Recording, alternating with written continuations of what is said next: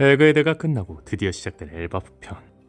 벨그헤드가 역대급 사건들이 있던 만큼 엘바프 편 역시 많은 기대가 있었지만 엘바프 편은 생각보다 의미 없는 내용이 나오며 기대감이 많이 떨어졌죠. 다만 최근 기대조차 하지 않았던 역대급 DJ인 로키가 등장하며 엘바프 편은 다시 기대감이 올라왔습니다. 하지만 오다스는 이 타이밍에 2주 휴재를 던졌습니다. 다만 오다스는 이번 주 점프에 신문 10답 코너를 넣어준다며 밀당의 정석을 보여주었죠. 그래서 오늘 영상에서는 오다스의 신문 10답 소개와 함께 주요 문답에 있어서는 분석을 하겠습니다. 영상 바로 시작합니다. 루피는 기어 배틀 사용할 때 구름띠처럼 보이는 것에서 고글이나 야구 헬멧 같은 물건을 꺼냅니다. 작동 방식을 알려주세요. 이에 오다스는 답하죠. 구름띠는 니카의 공상으로 들어가는 입구입니다. 베가펑크는 악마 열매가 그렇게 되고 싶다는 소망으로 만들어졌다고 했습니다. 오다스는 니카의 능력이 공상으로 이루어진다고 했는데 악마 열매의 비밀이 니카와 연관되어 있을지도 모르겠네요. 드래곤은 루피와 함께 살았던 적이 있나요? 이에 오다스는 답합니다. 아니요, 적어도 루피가 기억하는 것에선 그렇지 않습니다. 그는 쿠마와 다릅니다. 왜냐하면 그는 혁명군의 리더이고 그들의 친자 관계가 밝혀지면 루피의 생명이 위험해질 것이기 때문입니다. 그가 가족을 떠나야 했을 때 어떤 감정을 느꼈을지, 그리고 로그타운에서 이들을 보았을 때 무슨 생각을 했을지 궁금합니다. 이를 통해 알 수 있는 건 드래곤은 루피가 기억이 없는 아기 때 떠난 걸로 보이네요. 사실 신문 10답이 공개되기 전 드래곤에 대한 정보가 나온다고 하여 기대했는데 생각보다 큰 정보는 없었네요. 사본은 이그릭을 열매를 물려받았고 그 힘을 최대한 보여주고 있습니다. 이그릭을 열매를 제대로 사용하기 위해 훈련을 했을까요?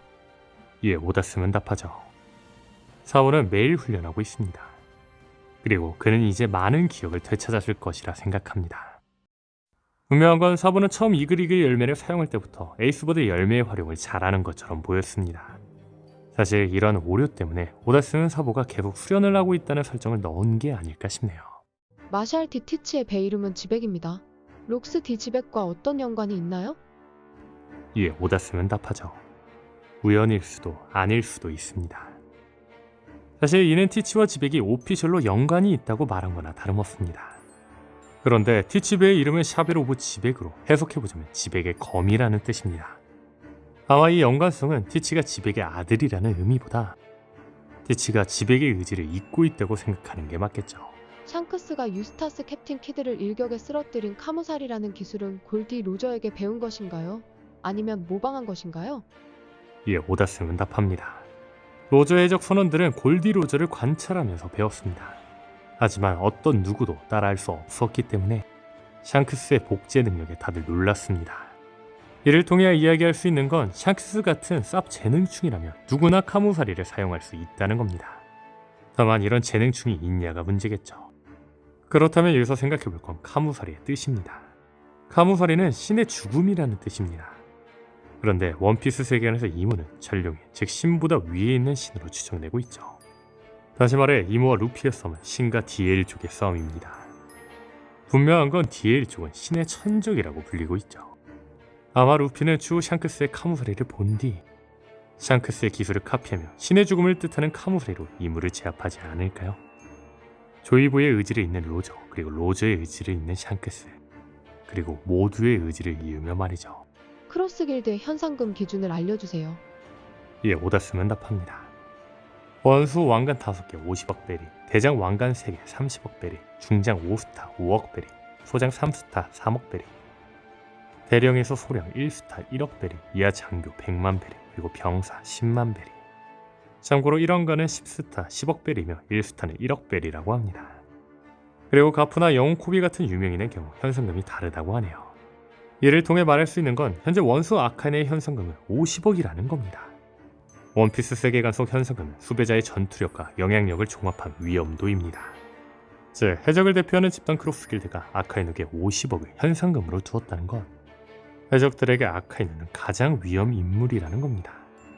게다가 분명한 건 크로스 길드의 현상금이 세계 정부의 현상금과 비슷한 선정 기준일 것인 만큼 해적들에게 아카이누의 위험도 체감은 세계 정부가 50억의 흰수염, 54억의 로저 정도의 체감이라는 거죠. 분명한 건 아카이누의 전투는 다시 나올 겁니다. 다만 이 전투에서는 적어도 정상결전에서 50억의 흰수염이 보여준 임팩트는 나오지 않을까 싶네요. 쿠자는 검은 수염 해적단에서 어떤 역할을 하나요? 부하가 있나요? 이에 오다스는 답하죠. 쿠잔에게도 부하가 있습니다. 그는 검은 수염이 말하는 모든 것을 따르는 타입이 아닙니다. 쿠잔에게 있어 해적단의 일원이 된다고 해서 반드시 그가 사악한 행동을 해야 한다는 의미는 아닙니다. 오히려 그것은 자유롭게 사는 것을 의미하죠. 그러나 쿠잔은 검은 수염 해적단의 일원으로서 많은 사상들을 낸 것 같습니다. 이를 통해 알 수 있는 건 쿠잔이 검은 수염 해적단에 가입한 건 해적질을 하기 위해서가 아닙니다.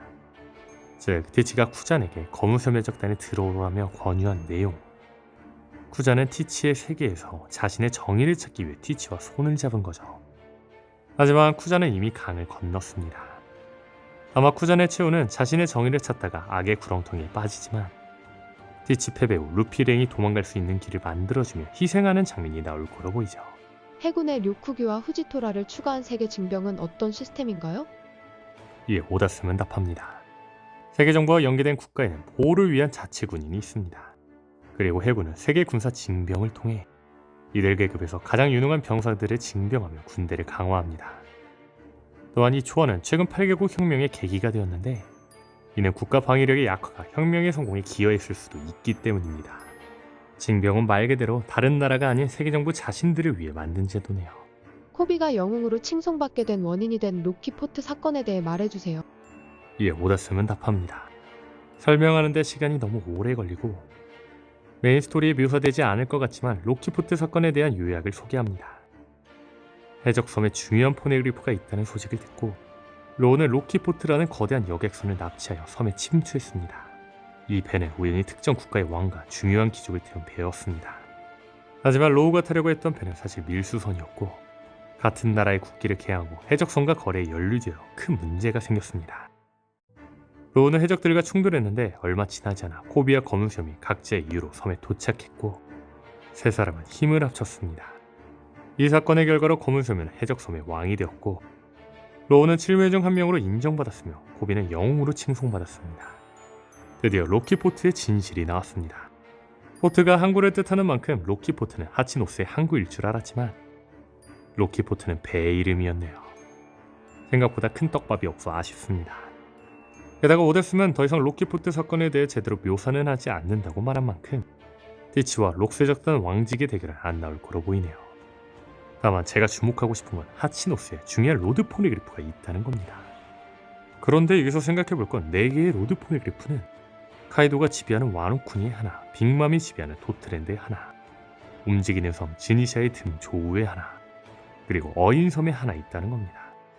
다만 현재 어인섬에 있던 로드 포네그리프는 불의 성취의 남자가 가지고 있죠. 그렇다면 하치노스에 있다던 포네그리프는 도대체 무엇일까요?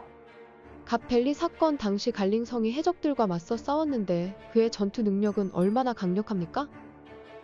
이에 오다스는 답합니다. 그는 강합니다. 그의 강함에는 이유가 있습니다. 오다스는 갈링이 강하다고 오피셜로 말해주었습니다. 현재 신의 기사단은 혁명군과 대치되는 집단이라 할 수 있는 만큼 신의 기사단 단장은 혁명군 총사령관 드래곤급이라 해도 과언이 아닐 겁니다. 그런데 현재 갈링은 이모에게 오로섬으로 뽑히며 세턴의 능력 혹은 다른 악마의 능력을 받았을 거로 추정되는 만큼 갈링은 신의 기사단 단장 시절보다 더 강해졌을 거로 보이네요. 오늘 영상은 여기까지입니다. 시청해주셔서 감사합니다.